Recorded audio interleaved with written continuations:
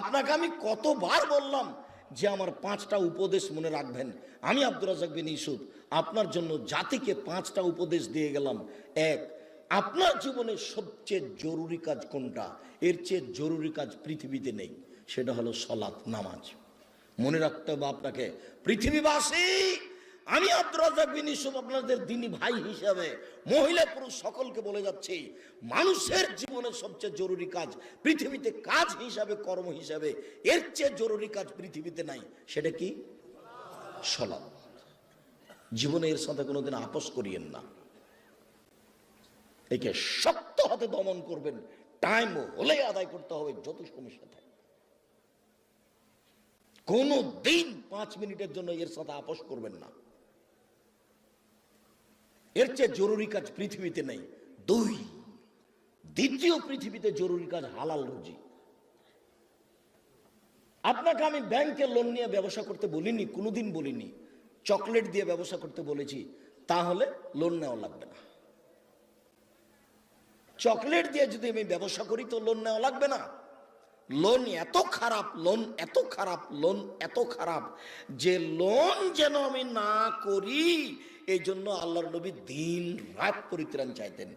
সালাম ফিরার পূর্বে এমন কোনো দিন জীবনে একটা দিন ঘটেনি যে এই দোয়া বলেননি। দোয়ার শেষ বাক্যটা হচ্ছে আল্লাহুম্মা ইন্নী আউযু বিকা মিনাল মা'সামি ওয়াল মাগরাম। তোমার কাছে বাঁচতে চাই বড় পাপ হতে, তোমার কাছে বাঁচতে চাই ঋণ কর্য হতে, তোমার কাছে বাঁচতে চাই বড় পাপ হতে, তোমার কাছে বাঁচতে চাই ঋণ কর্য হতে, তোমার কাছে বাঁচতে চাই বড় পাপ হতে, তোমার কাছে বাঁচতে চাই ঋণ কর্য হতে। এই বাক্যটা না বলে তিনি কোনোদিন সালাম ফিরেননি। এ কথা আয়েশা রাদিয়াল্লাহু তাআলা আনহা বলেন, হাদিস বুখারী মুসলিম। আর আপনি ব্যাংকে চাকরি করেন, এটাই খারাপ। আবার আপনি 30 লাখ টাকা লোন নিয়ে বাড়ি করলেন, ছেলে মেয়ের জন্য রেখে চলে গেলেন, আর জাহান্নামার যা মরার সাথে সাথে আপনাকে কবরে গুতাইতে লাগলো। আপনি একটু কিছুই বুঝলেন না, হুঁচলার মতো দিন কাটাচ্ছেন। চাপানে ওদের ভাষাতে যে বুদ্ধি দিয়ে কাজ করে না, ওকে বলে হুঁচলা, মোটা বুদ্ধি। একটু বিবেচনা করতে হবে না? এমনি তো বোকামির পরিচয় দিয়ে ব্যাংকে চাকরি করতে গেছেন। আমি তো বলেছি এই বাংলাদেশের মাটিতে এমন কোন ব্যাংকিং ব্যবস্থা নাই, এমন কোন ব্যাংক নাই যেখানে চাকরি যায়। দেখি কোন মায়ের বেটা প্রমাণ করতে পারে। ব্যাংকে টাকা রাখা আর ব্যাংকে চাকরি করা দুটা এক নয়।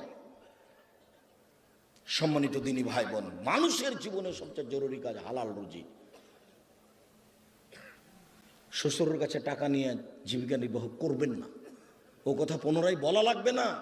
শতবার বলেছি যে যৌতুকের টাকা দিয়ে চাউল কিনে ভাত খেয়ে ইবাদত কবুল হবে না। ভিক্ষা করার টাকা দিয়ে চাউল কিনে ভাত খেয়ে ইবাদত কবুল হবে। আমি ভিক্ষা করব কেন? আমার গায়ে শক্তি আছে, কাজ করে খেতে পারি। তবুও ভিক্ষা করা টাকা দিয়ে চাউল কিনে ভাত খেয়ে ইবাদত কবুল হবে, যৌতুকের টাকা দিয়ে ভাত খেয়ে ইবাদত কবুল হবে না। চাউল কিনে ভাত খেয়ে ইবাদত কবুল হবে না, ওটা হারাম টাকা। যৌতুক শ্বশুরকে ফেরত দিতে হবে, এটা ভুল হয়েছে। আর আগামীকাল সন্ধ্যা হতে হতে এই ছেলে, তোমাকে বলেছি শতবার, তোমার বাপ যেন তোমার ফুফুকে জমি ফেরত দেয়, হিসাব করে ভাগ করে দেয়। আগামীকাল সন্ধ্যা হতে হতে আপনি বোনের জমি দিয়ে দিবেন। আপনার বাপ মারা 10 বছর হলো। বোনের জমি মানে পরের জমি। পরের জমি খান কেন? শরম হয় না? আপনার ভাগ্য আল্লাহ লিখে দেননি? বাপ মারা গেছে, আপনি জমির ভাগ নেবেন, আপনার বোন জমির ভাগ নেবে। আপনি নেবেন সকালে আর আপনার বোন নেবেন বিকেলে, এরকম কথা কি না? একসাথে। তা আজ পর্যন্ত জমি আপনার কাছে কেন? আপনাদের চারঘাট কোন দিক থেকে একটা লোক গেছে আমার কাছে, তো বলছে আমি অংশ বন্টনের উপরে ডক্টরেট ডিগ্রি করব, সেই জন্য আপনার কাছে এসেছি। তো কি করবেন? কি বলে আপনাকে কিছু জিজ্ঞাসা করব। প্রথমে বলছে আপনার আমি পরীক্ষা নেব। আমারই পরীক্ষা নেবেন? আচ্ছা ভালো, কি জিজ্ঞাসা করবেন করেন তো। তো কিছু মাসলা জিজ্ঞাসা করলো এই ফারাইজ সম্পর্কে। করার পরে বলছেন আমাকে এইটাই মনে হয় আমার পরীক্ষা। সেটা হলো এই, আপনার বাপ মারা গেছে না বেঁচে আছেন? বল মারা গেছেন। কতদিন হলো? এতদিন। তো আপনার জমি জায়গার খবর কি? তা আমি বললাম যে আমার বাপকে মাটি দিয়ে এসে আগে জমি ভাগ করেছি, তারপরে খাওয়া দাওয়া। খাওয়ার আমরা আগে খাইনি, আগে জমি ভাগ করেছি তারপরে খাওয়া। যদিও জমি আমি একটু চিনি, আমার ছোট ভাই চিনি না, আমরা কোনোদিন জমিতেই যাইনি। আমার আব্বা একজন ছোট কৃষক ছিলেন, 20-25 বিঘা জমি রাখতেন। যখন পশ্চিমে থাকতাম তখন বলতো ধান বিক্রি এত টাকা, কালাই বিক্রি এত টাকা, সরিষা বিক্রি এত টাকা, পেঁয়াজ বিক্রি এত টাকা, মোট 1000 টাকা পাঠালাম। তখন আমি ভাবতাম যে আমার আব্বাকে 1000 টাকা সংগ্রহ করতে অনেক পরিশ্রম করতে হয়েছে। ওই কথা আমার এখনো দিনের মতো মনে পড়ে। আমার আব্বা আমাকে বলতেন যে আমি যতদিন বেঁচে আছি ততদিন তোমাকে জমিতে যেতে হবে না, কোনো কাজ করতে হবে না, যদি কাজ করে খেতে হয় তাহলে আমার মরার পরে। আমার এই বাপের আমার এই বাক্যটা আমি ভুলতে পারি না।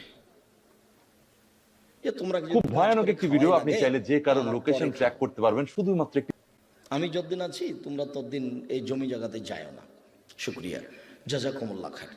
যেটা বলছিলাম হালাল রুজি, 3 কোরআন তেলাওয়াত, 24 ঘন্টায় একবার কোরআন মাজিদ তেলাওয়াত করবেনই, করতেই হবে, নাহলে কোরআন বিপক্ষে চলে যাবে। বেশি না পড়লেও কি বলেছি সূরা ইখলাস 3 বার পড়েন, একবার কোরআন মাজিদ পড়ার সমান নাকি হবে। কেন পড়েননি আজকে বলেন তো যে আমি পড়েছি? বলেন, এই ছেলে তুমি লাভ দিয়ে বলো যে আমি পড়েছি। একটু হিসাব হয় না কেন? কেন পড়তে পারেন না? কেন পড়তে পারেন না? কি আছে সমস্যা যে পড়তে পারেন না? কেন পড়বেন না? সূরা ইখলাসটা আপনি 3 বার কেন পড়বেন না? নিজেকে মানুষ মনে করেন না? নিজেকে গরু ছাগল মনে করেন? বুঝেও বুঝে না ওরা চক্ষু, বুঝেও বুঝে না ওরা অন্তর আছে বুঝে না, দেখেও দেখে না ওরা চক্ষু আছে দেখে না, শোনেও শোনে না ওরা কান আছে শোনে না। উলায়েকা কাল আনাম, তারা পশু প্রাণীর মতো, তারা গরু ছাগলের মতো, তারা কুকুর শ্রীগেলের মতো, বাল হাজাল বরং তার চেয়ে খারাপ। নিজেকে গরু ছাগল মনে করেন, পশু প্রাণী মনে করেন। কেন আপনি পড়েননি কোরআন মাজিদ আজকে? অন্তত সূরা ইখলাসটা কেন পড়েননি? এটা হলো 4 নম্বর। 1 সালাত, 2 রুজি, 3 কোরআন তেলাওয়াত, 4 দুইজন যেখানে বসে আছে সেখানে বসবেন না। ওখানে বসে ওরা একজনের বদনাম করছিল, আপনি গিয়ে যদি বলেন হ্যাঁ ঠিক বলেছিস আসলেও খারাপ, এখন কি হবে? তাহাজ্জুদ সারা জীবনে যা পড়েছেন ওইটা যদি এক পাল্লায় দেওয়া হয়, আর ঠিক বলেছিস আসলেও খারাপ এই বাক্য যদি এক পাল্লাতে দেওয়া হয়, পুরো জীবনের তাহাজ্জুদ হারিয়ে যাবে। আপনি বলতে পারেন, বুঝতে পারেন ল্যাংটা মেয়েকে দেখছি আর গল্প জমাচ্ছি, এটা কত বড় খারাপ।